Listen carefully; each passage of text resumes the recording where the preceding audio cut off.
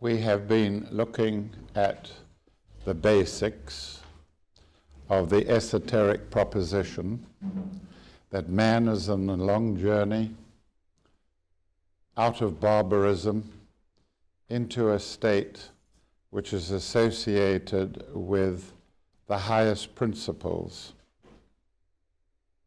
The difficulty in the West, according to Jung and many others, is that we tend to intellectualize everything.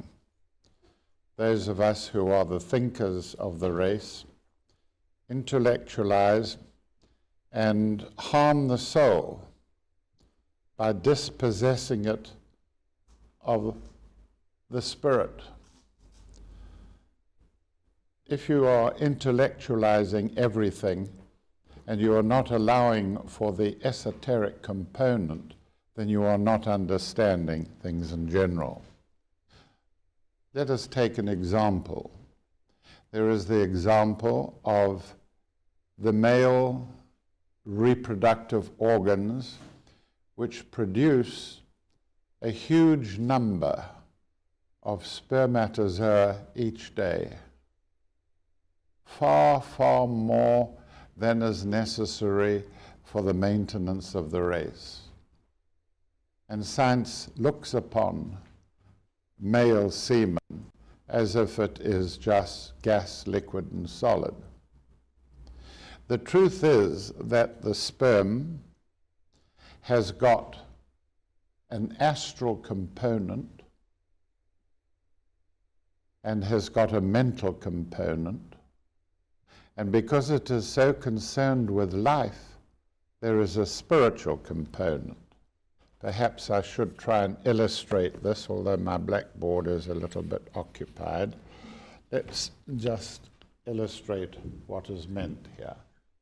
What we're saying is that the sperm itself, which is a very well understood structure, has, however, got, as it were, an astral component to it.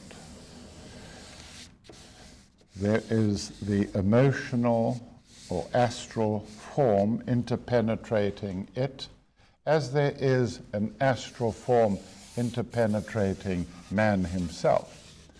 And if he is interpenetrated by an astral form, which detaches itself when we fall asleep, then what lies within him or is part of him must also have an astral form. And we must complete this understanding by realizing that man has also, that the sperm also has got a mental component. Now, the moment that you have that understanding, that these structures interpenetrate the male sperm and the female ovum, and remember that the female ovum is thousands of times larger than the component of the sperm.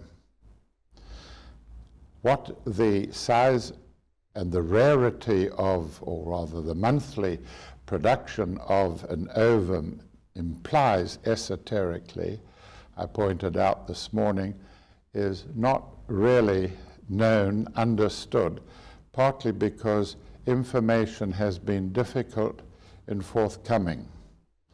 We don't understand with the clarity that we do with men what the difficulty is with women's climaxing. The male component of the phenomenon known as the nocturnal emission, or if you like, the wet dream, the male component, the male aspect of it, is very well understood too. We know that we have very sharp senses, sensory experience, and man has great acuity, sharpness. And we know that when a male sleeps, that he is sexually aroused during the whole period of night's resting. he becomes naturally sexually aroused.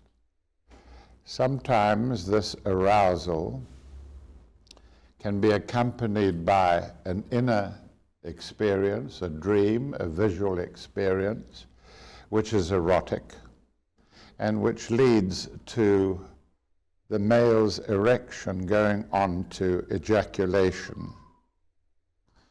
We also know that because of the sharpness of the experience of ejaculation, this is terribly important to understand whether you're male or female, the sharpness, the strength, the potency, the acuity of the male experience at the moment of ejaculation is so powerful that an extraordinary thing happens, and that is that the male involuntarily goes through the astral stage and materializes or comes back into his physical body in order to achieve the climax of the nocturnal emission. In other words, males awaken in order to carry the sharpness of definition of the orgasm. In order to achieve that, they must wake up. They must come through, and then the physical senses are employed. And that completes the matter. Now, what the female counterpart of that is not known to me anyway. And although questions have been asked, we don't really understand what it is. And it's an important matter because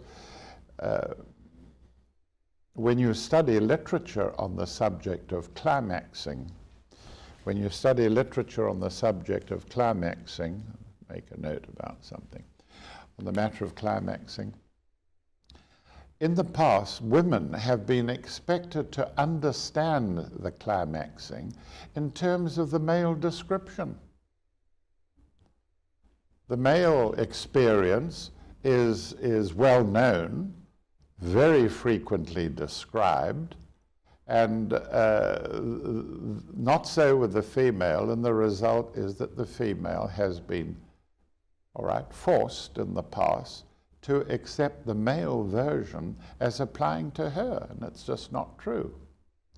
It may be that women have existentially very different experiences from each other, whereas the male's experiences almost identical from person to person. You'll say, well, what is he getting at? He's getting at an important factor about human anatomy. And human anatomy is characterized by a structure that's well known, and it is the structure of the human diaphragm. The human diaphragm is a sheet of muscle that acts as the floor of the thorax, the thoracic cage, in which there are the two lungs. Now, it is taught in esoteric parlance that the chakra at the base of the spine is there for all time, and it is there specifically acting as a root chakra, which somehow or the other, unknown, but lately more clarified for a good reason I'm going to give you, being clarified by statements suggesting that somehow or the other the center of the earth is related to the chakra at the base of the spine, and that whatever occurs in human spiritual growth, the base of the spine has got to be part of it. And so the point I'm making is that there is no way that one can, as it were, take this component of our spiritual growth away. That's not true, however, of the solar plexus chakra, the center of emotion, a six-petaled lotus. Well, you can take it for granted that's 6 petals. This is 4, and no, that's not right. The sacral center is 6 petals, and this is 8 petals. These 3 chakras lie below the diaphragm, and the breathing mechanism, which is called diaphragmatic intercostal breathing, is related to this sheet of muscle, the diaphragm, which flattens and then relaxes, flattens and relaxes. And as it flattens, it draws air in, and that's the diaphragmatic part of breathing. According to Bailey, the diaphragmatic part of breathing is related to centers above the diaphragm, where the intercostal, the breathing with the ribs like the handle of a bucket coming up and down, is related to the centers below the diaphragm. Now, the problem with spiritual growth is this, that these centers have to be shut down, not that one, the base of the spine, but these 2 centers need to be shut down in order to open the heart center above the diaphragm, in order to open the throat center in the region of the thyroid, and then the 3 head centers, one in the space between the eyebrows, let's put it in, space between the eyebrows, the 1,000-petaled lotus, and another center which is related to the bifurcation of the carotid arteries in the neck, and this is known as alta major. And so in order to open these chakras as part of spiritual development, we have to shut down at least 1, or better, 2 of the centers below the diaphragm. Before lunch, we were talking about this matter as confronting the Catholic Church. The Catholic Church and its priests, of course, are celibate, and the matter has been raised in Rome again and again as to whether this is wise and whether it is humane for Catholic priests to remain unmarried. The reason for their being unmarried goes back a long way in the Catholic Church. It goes back to early days when immense matters were discussed in the ecumenical council of the Catholic Church. Things like reincarnation, matters like pertaining to the soul, matters like transubstantiation and communion and so on. Immense matters were discussed. And it was realized then through contact with Eastern philosophies, early Christians with Eastern philosophies, that in order to maintain the male, the priest, in a religious manner, that the best thing for him would be for him to remain celibate. The esoteric factor behind it, the yoga factor if you like, was that this sacral center would then be free to donate its energy to the throat. And we call that, of course, sublimation. The raising of energy from a lower center to a higher center is called sublimation. And the whole process of yoga is built around this concept of sublimation. We say, for instance, that the center at the base of the spine sublimates its energy to the 1,000-petaled lotus.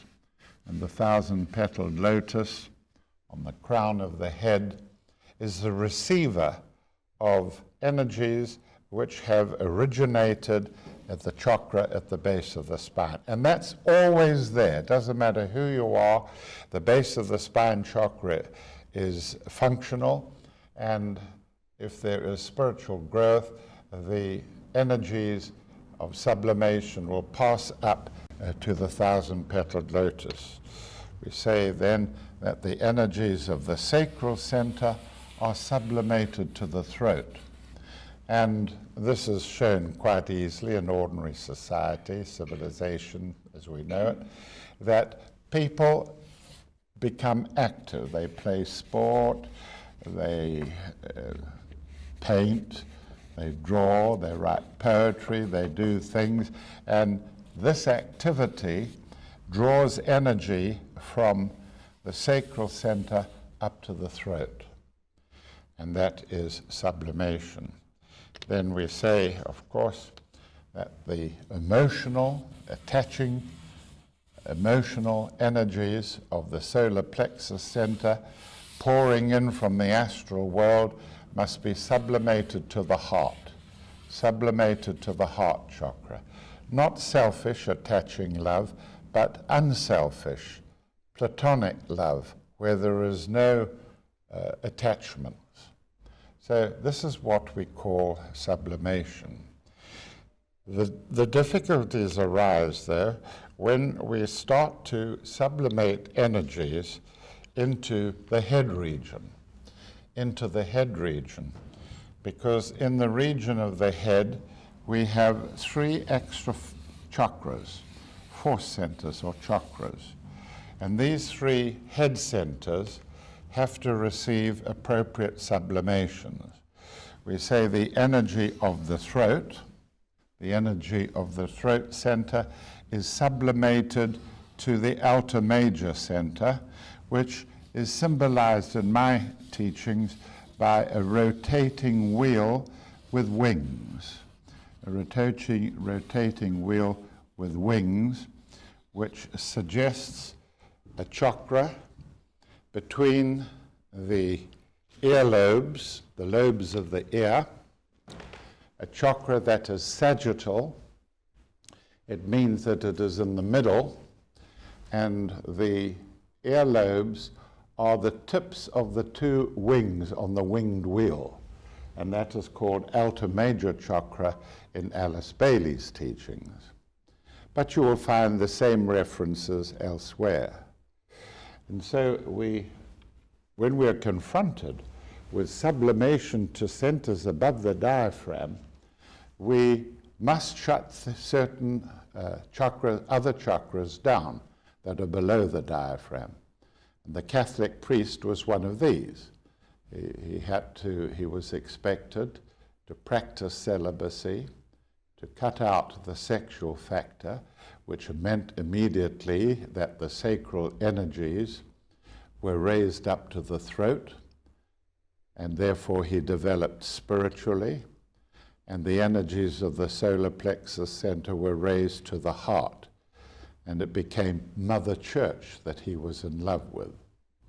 Or he became the bride of Christ rather than a sexual factor relating the sacral center to the area below the diaphragm. So there is, with all this, real meaning in expressing sublimation. You know, if you are an astrologer, then you can appreciate some of the symbols that are lost on people who are not astrologers. One of the symbols is, of course, the symbol of Uranus, which is that one, the planet Uranus. And the planet Uranus is the symbol of marriage partnership, where there is a continuous, firm sexual relationship.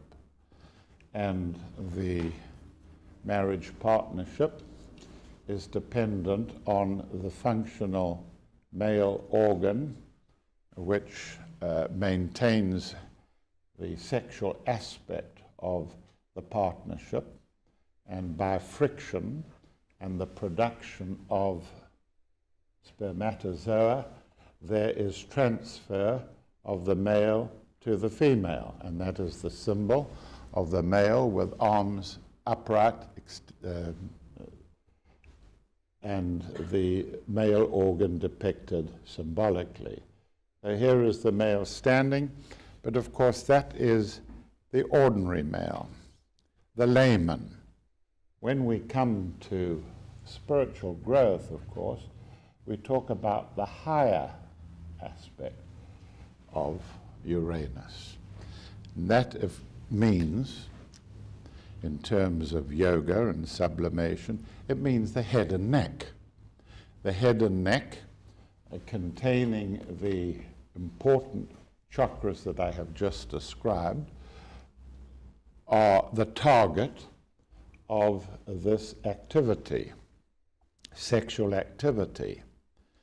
And what is suggested by yoga and some of the high states of yoga is that the equivalent of orgasm, below the diaphragm, here's the diaphragm, the body, the trunk and the diaphragm, that the equivalent of ecstasy accompanying orgasm and other factors related to it applies, but at a higher sublimated level, to the head and neck,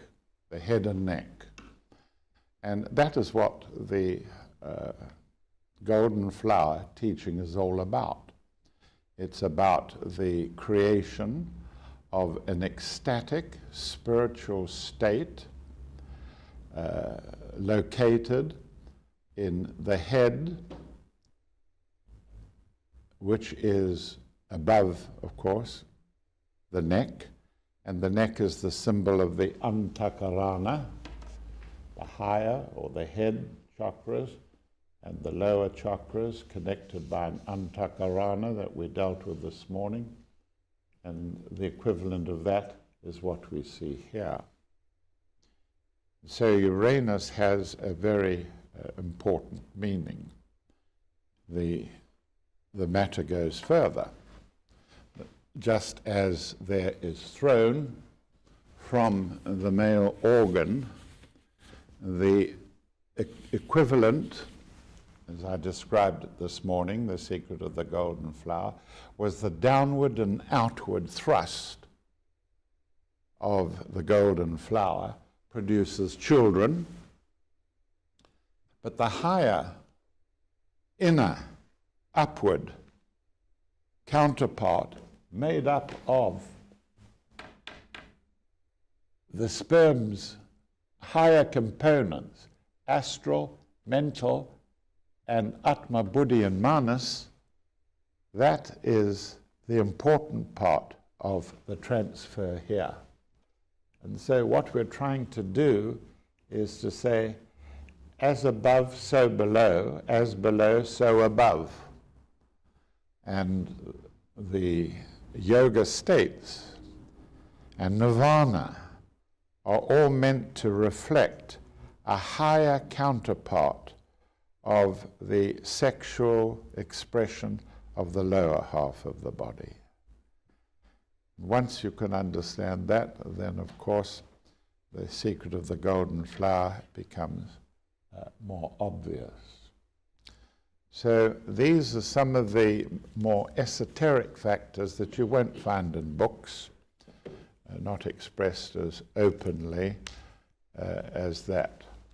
But in practical everyday living, and that's what we have to deal with, my life, your life, living in the world, always remember, I hope that if I'm ever famous for anything, it will be for this quotation.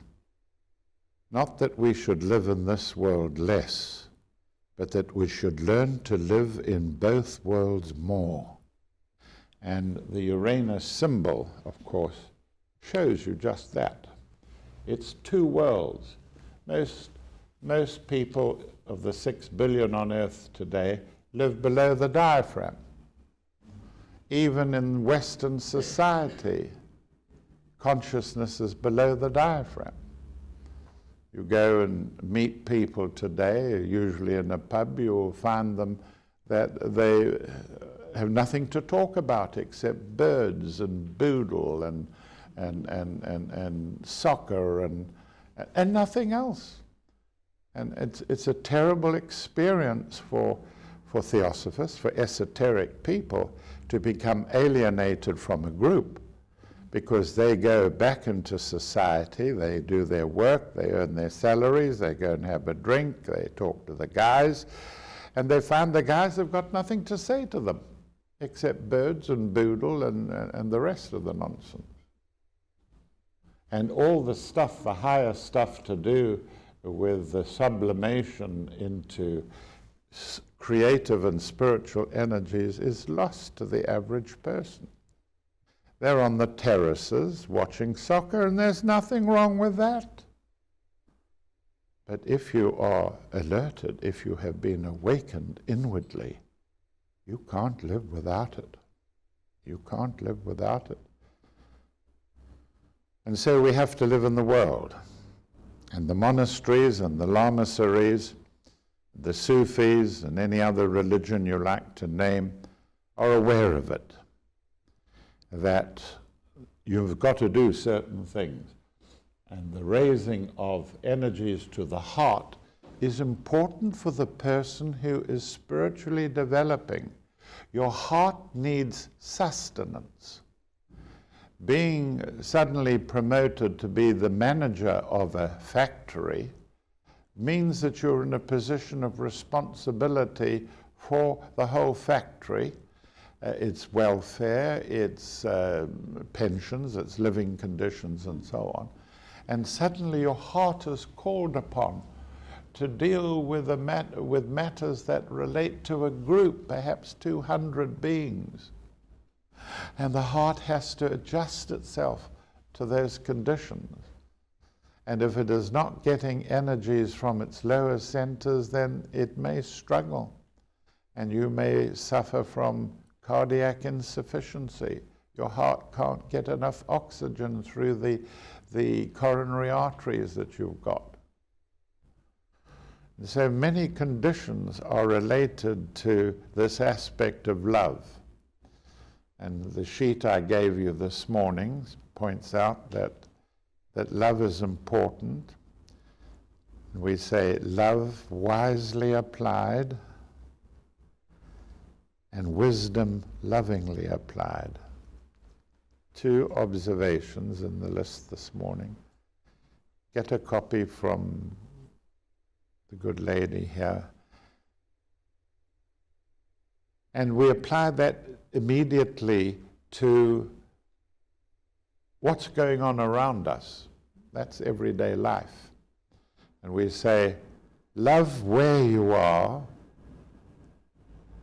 love who you are with, and love what you are doing. And that is the general context, or should be the context, of a monastery life. That the monks love what they're doing, the way they polish the banisters in the monastery, or the way they do the gardening or planting this. They do it with great love. And they have their camaraderie, which is the communion of saints, by sitting down together at night and eating. So love who you are with, what you are doing, and where you are. The house that you're in, the monastery that you're in, the garden that you're in, and everything profits from that.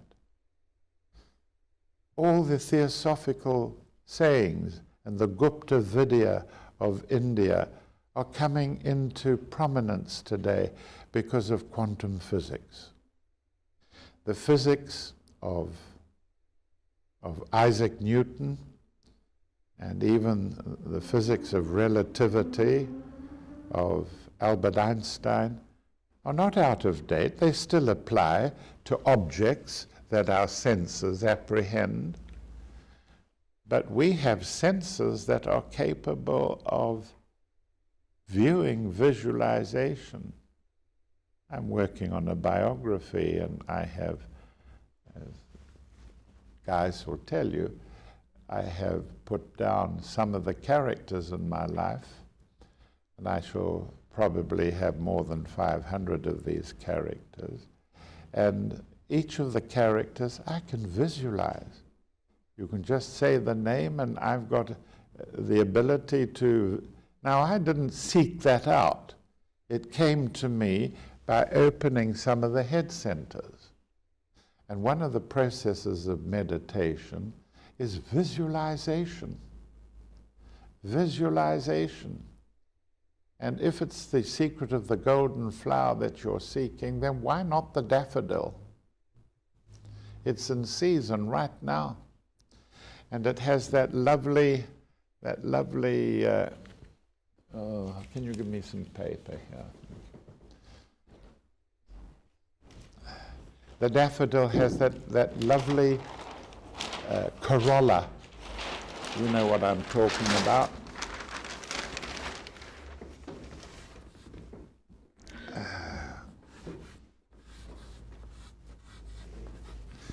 And right in the midst of the petals, there's this lovely cup.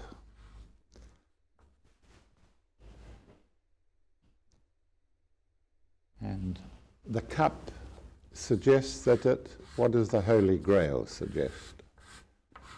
That the cup be filled. Now, if you can visualize these structures, that's not difficult.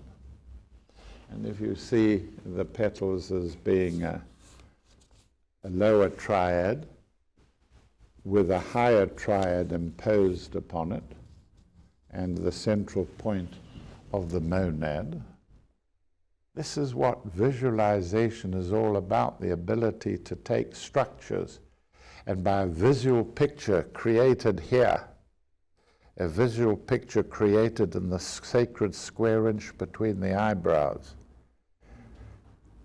That's what's required. The beauty of higher manas, which is abstract thinking, the ability to think about things that have nothing to do with your survival at all. The ability to think, to ponder on problems of humanity, on problems of the heaven states, on problems of reincarnation, not yours, but humanity altogether. What is happening on the planet where the population has increased 3 times as much as when I was a boy? 6 billion instead of 2 billion. Where is the wherewithal coming from to provide this 6 billion with astral bodies, with etheric counterparts, with mental bodies, with higher triads? You know, there's nobody else on the planet that will take responsibility for these matters. Where are we heading for? What is the ultimate destiny of the earth? And it's only in the esoteric that you can get these answers. And it isn't that we seek complicated answers, we seek answers in nature. And daffodillies fill their cups with tears. Milton, who wrote a Lycidas because his closest friend was drowned at sea. And he wrote Lycidas and talked about the way that flowers react to sorrow, to grief. And daffodillies hang their heads and the cups filled with tears, corollas filled with tears. That's why I love the esoteric. And I give my whole life to the matter of symbols. You see, you and I are concerned with bringing our attention from a wide range of things. I now know what galaxies are like. I now know what happened at the Big Bang. My consciousness has been extended just as yours can be extended, and extended geometrically if you go through an initiation, a proper initiation. And if your consciousness is that huge, you must still bring it down. Ultimately, for spiritual growth, you've got to be able to bring your consciousness down to the point. And that's the most sacred of all symbols. And if you can do that, especially when you're in the state of between waking and sleeping, it's called hypnagogia. And between sleeping and waking, when you're coming out of it in the morning, which is called hypnopompia, two very, very precious periods in our lives. Going off to sleep and coming out of sleep, because it's then that higher beings can reach you. They can take your dreams and change them and give you message. Not in the spiritualist sense, but in the sense of your higher self conveying to you very important meanings. If you have symbol, that can be done. If you must have it in concrete or black and white, then it's a difficult matter. The motor car, something we all know. Good heavens, you can't move in the streets now for motor cars. Everybody's got a motor car. But it has a higher implication to it. The motor car is ruled by Uranus. Uranus is the ruler of Libra, and Libra is shaped like that, and that's the shape of a motor car, isn't it? And for Americans, certainly, the motor car is a partner. The American woman, especially, where towns are immense distances apart, she must have a motor car. And she is only happy if she has got one. And so the motor car may indicate something important to you, to the higher being that's trying to reach you. Or maybe your personality is depicted in symbols as a house, what you dwell in. And your personality is what you dwell in. And if the higher self is trying to tell you what's wrong with your personality or what is right with your personality, it's good to be able to depict, for the higher self to depict your personality as a home, as a house. And if you are living in a house whose roof leaks all over the place, if you're living in a house where the windows are muddied and soiled and the floors are broken, then the suggestion that is coming to you in the state of hypnagogia and hypnopompia is that something must be done for your personality. Somebody came to me once and said, "Douglas, I'm having dreams every night in which the bath is overflowing and it's spilling and it's drenching the floors and coming down the stairs and the houses. What does it mean?"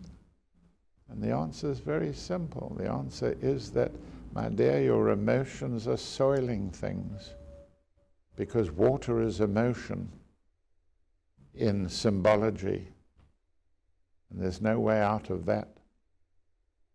Or somebody else said to me, "You know, may I talk to you about something very private?" "Yes, you may talk to me about something very private." "Well," she said, "the trouble is that when I go to the toilet, I have massive evacuations. Massive they are. And it goes on and on. What does it mean?" The answer is perfectly simple. That some people need to get rid of a lot of material clogging up their psyches. That they're stuffed full of things that produce emotional nonsense in them. Don't expect saints and cherubims to be the content of your spiritual life today. We're different.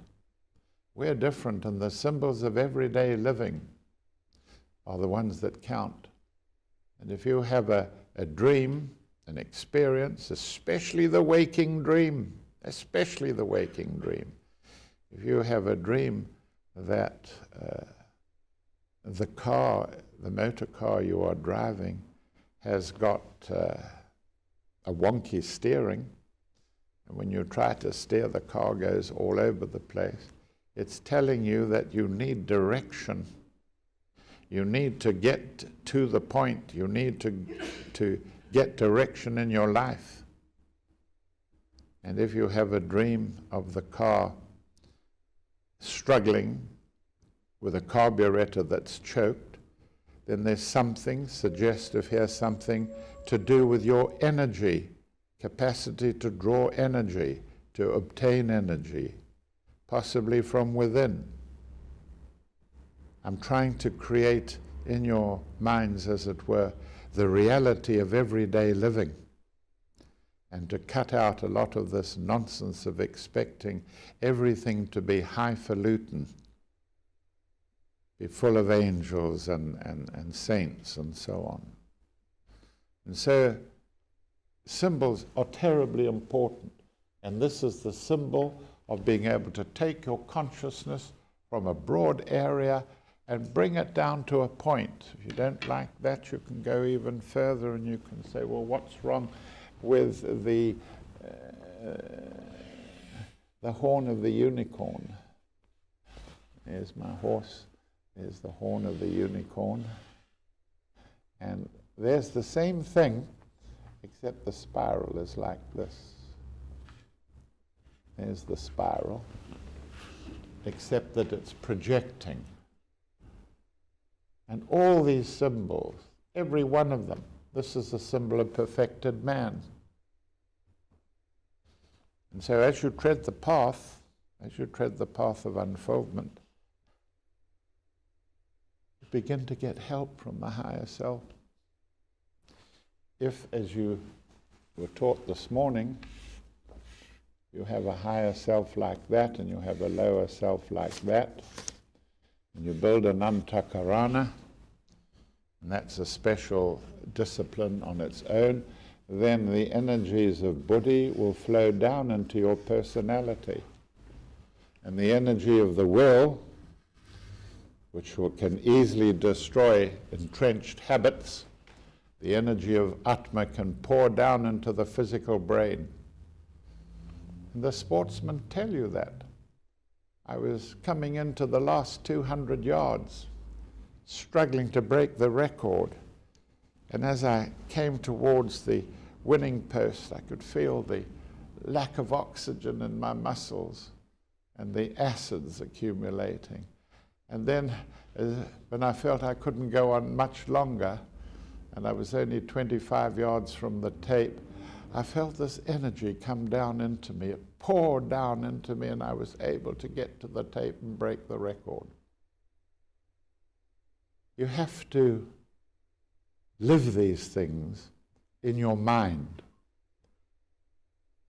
This is a nasty tale against the English football team in the last World Cup, but it became known after the cup was over that the team was being taught to visualize themselves winning.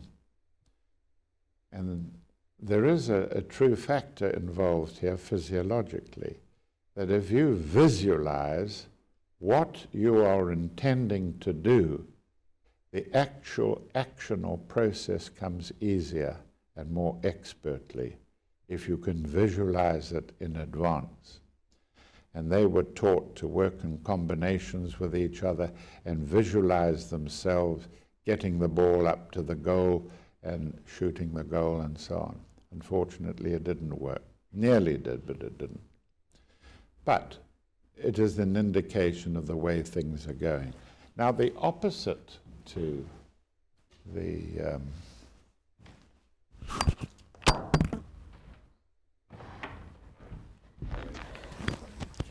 moment's interlude.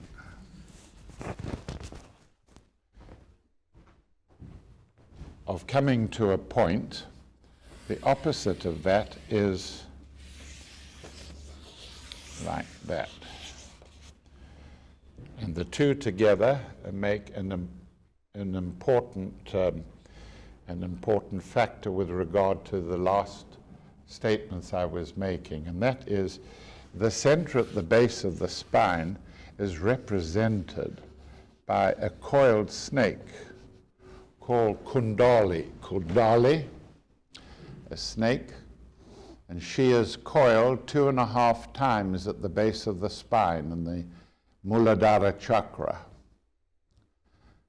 And she uncoils and moves up the spine, and that is one process of uncoiling at the base of the spine, and then reaches up towards the head, and then in the head there is this process of coiling up, winding up, which is concentration of meditation. And so the two are opposites, and they're yin-yang. They're yin-yang. And we must learn to be able to unite both of these.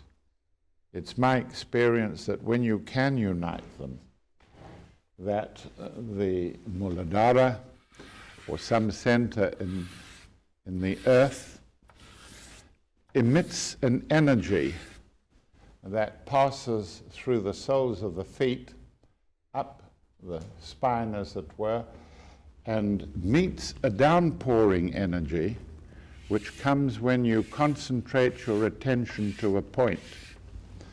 And so we are placed, as it were, between these two opposites, the yin and the yang. There's the head, the body, and the center at the base of the spine. And of course, amongst all this, there is the factor of sexuality. As I said this morning, we can lose as much as 60-70% of our total creative energy in pursuing passionate impulses, in sexual delights. Not that there's anything religiously wrong, no intention here to cause something to do with conscience. No, it's just that there is so much energy that you can carry, and in esoteric terms, for the male, it is in the life force, in the 2 or 3 million spermatozoa which are made every day. There's no way out of it. You can take your pick. But that's the truth. And the golden flower is the symbol of spiritual fertility. It's the symbol of spiritual fertility. And so we come to consider the extraordinary nature of circles. Do you know what the picture is? It's entitled Circle somewhere. Anyway, let me just talk about it. We call circles used in yoga and in psychology mandalas. Mandalas. Thank you. Why not give them out? This is weird, so you better get hold of one.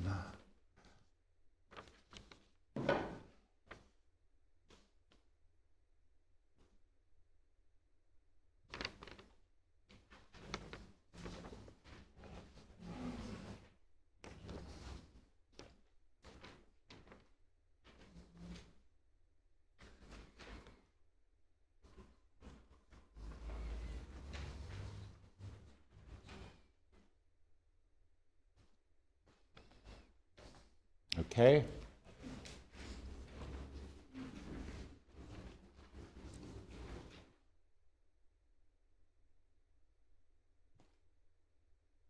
The earth rotates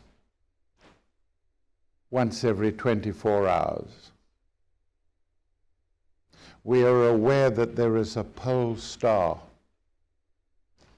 It's called Polaris. And so I'm going to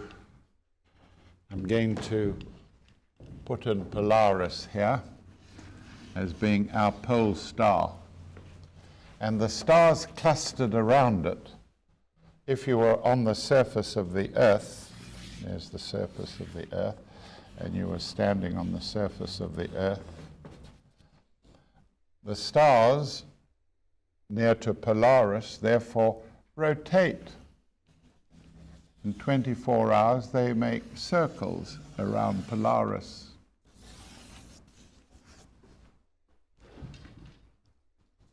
Circles around you, us, we, humanity on the planet. And our Earth is rotating, and the Earth is also moving around the Sun. And the Sun relates us to cycles, to seasons, and so on. Spiritually, we're told that the Great Bear, which is symbolized here, the Great Bear or Plough, has two stars which point to Polaris. When we were lost in the desert of Libya during the war, we would always look for Polaris, the stars of the Great Bear, and look for the pointers, because the pointers pointed north to Polaris, and we knew where we were. It was a great comfort to us. But according to the esoteric teachings, the stars of the Great Bear not only point north, or the two pointers do, but they represent the seven rays, the seven rays. That the seven rays, whose key we use for esoteric psychology, the psychology of the seven rays, are said to originate in the stars of the Great Bear. But also, we say that the seven stars relate to the seven head centers in man. If this is man, women as well, of course, no arguments about that. There are seven head centers in man. And these seven head centers, irrespective of where they are important centers because they are as above, so below. And these seven head centers therefore line up with the seven stars of the Great Bear. And if we put this head of man in here, with these seven head centers, there's a relationship between them. What I'm trying to do with my illustrations, and the one you've got in front of you, is to show you as above, so below. As above, so below. And it's helpful if you recognize that you are part of the galaxy. You are part of the galaxy. And in esoteric style, you are part of the galaxy and responsible for the galaxy. We may be the only advanced living beings in the galaxy. And the sooner that we recognize that we have a role as humanity, especially with its expanding population, that we are part of the galaxy, the better it'll be, and responsible for the galaxy. Who else is responsible for the earth? Is there anybody on the earth that you can think of who takes responsibility for the karma of the earth? The karma of the earth is difficult, not as difficult as the moon's was, according to Leadbeater. The moon, the young life that was incarnated in the body of the moon, had a very, very difficult karma. and was killed around the age of 16 or 17, a cosmic accident. The bombardment of the surface of the moon with showers of enormous meteors and planetary bodies and so on. And Leadbeater said that the life that existed on the moon, and I'm forecasting they will find minute organisms on the moon in the deep crevices of the moon, underneath the surface, the regia of the moon, that the life on the moon was transferred to the Earth, the major life forms, and gave the Earth evolution an impetus. If you study evolutionary biology, you will find there are question marks as to how the Earth's evolution progressed so rapidly in its final stages. Practically nothing for 3 billion years, and then suddenly massive convergence and opening up of... So now look at the sheet I gave you. Look at the sheet I gave you and see if we can make some sense out of it. The suggestion here is that, and this is from the book of the Golden Flower, that circulation and cycles and circles are important. Can you give me some paper down this end, please? Thank you. Just fling it over, that'll be enough for me.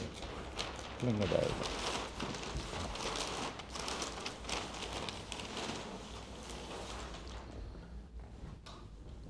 You live in England. You know what circles used to mean when we all believed in fairies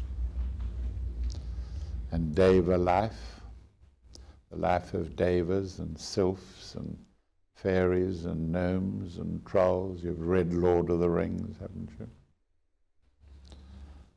Well, there was a time when people believed that if you wanted protection from attack, psychic attack, if you like, you created a ring around you and weave a circle round him thrice, for he has drunk the milk of paradise. I'm sure you must have pondered over that many times. The milk of paradise? Well, you'll have to answer that one yourselves. I'm not going to do that. Weave a circle round him thrice, for he has drunk the milk of paradise. Circles, very important indeed. They used to place stones in circles, and that would give the circle an area of magic in which people could be cured of their conditions and so on. And look in the lower right-hand corner, the annular rings of the tree, reflecting almost exactly the sun. What I'm thinking about as I look at this is mitosis. Mitosis. If you read my book, The Jewel in the Lotus, you'll see a region there on planetary mitosis. What do you think the future of our solar system is going to be? It looks very much as if it's going to be depicted a little by this picture that I've passed on to you. The suggestion may well be that humanity will become capable of reaching the other planets in our solar system. And by reaching the other planets in our solar system, it might signal that we, circulating the star called the sun, are ready to divide, that our solar system has reached a degree of consciousness in which human intelligence is on each of the planets, and it's time for us to divide, the solar system's energies to divide, the solar cell, if you like, to divide, and for humanity to embrace the first of its neighboring stars. The first of its neighboring stars. Never say that it's impossible. things that we used to think were impossible have occurred in our lifetimes and keep on increasing in the scope of their extensiveness. Let me give you an example of how you can grow from studying symbols.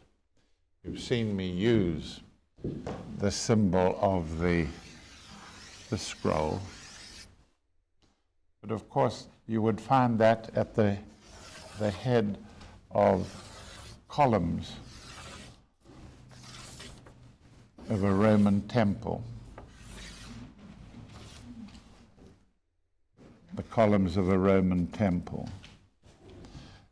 But if it was a temple, you would expect the temple to give the symbology of spiritual growth.